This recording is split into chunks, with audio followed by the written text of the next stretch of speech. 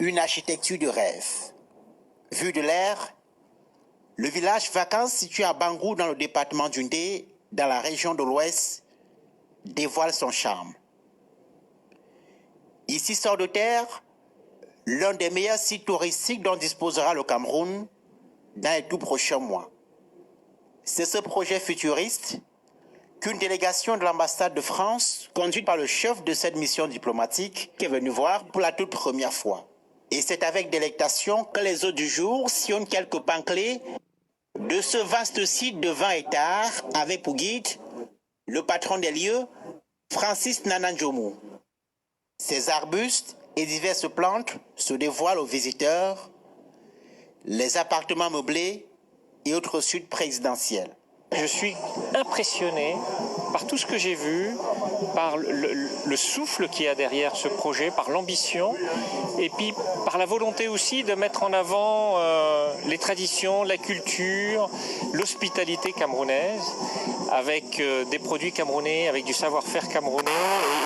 Et tout ce que je souhaite, c'est que ça ouvre le plus rapidement possible pour que des tas de touristes, qu'ils soient camerounais, qu'ils soient étrangers, qu'ils soient français, puissent profiter de cette très belle région. Ici sont prévus pas moins de 80 bungalows grand luxe, des lacs artificiels, un jardin botanique avec des espèces rares issues du monde entier, 3 hectares d'agriculture, des centres d'équitation, des stades de football, de tennis, de golf et de basket pour des compétitions de haut niveau. Vous êtes un pays accueillant, un pays extraordinairement riche culturellement, et il est important que vous vous dotiez des meilleures infrastructures. C'est une compétition internationale, et que vous vous dotiez des meilleures infrastructures pour accueillir les touristes dans les meilleures conditions possibles. Mais le projet a aussi un volet valorisation du potentiel culturel du Cameroun en général et de l'Ouest en particulier. La délégation de l'ambassade de France en a une petite idée avec ses manifestations traditionnelles, notamment la très mystique danse Kungan.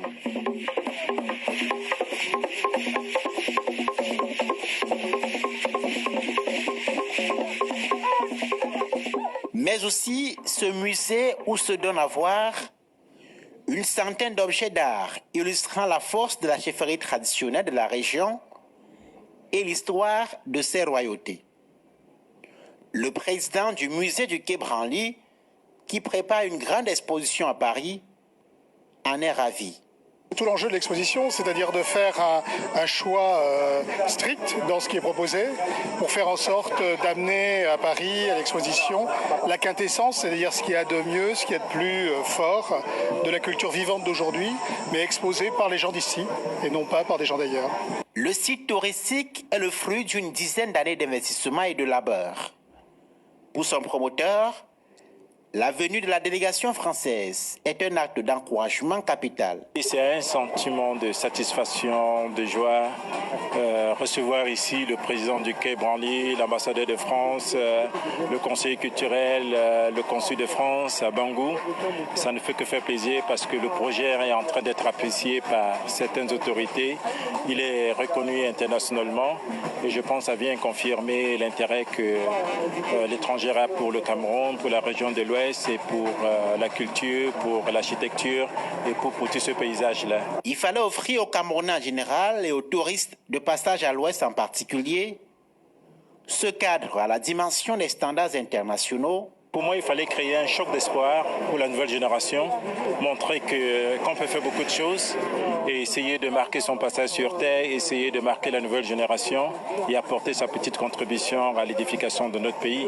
C'était ça l'une des idées premières de ce projet et aussi apporter à la région de l'Ouest qui souffrait beaucoup en matière d'insuffisance hôtelière. Et là, le projet est apprécié et je pense que c'est là où nous puisons toute notre joie et notre satisfaction.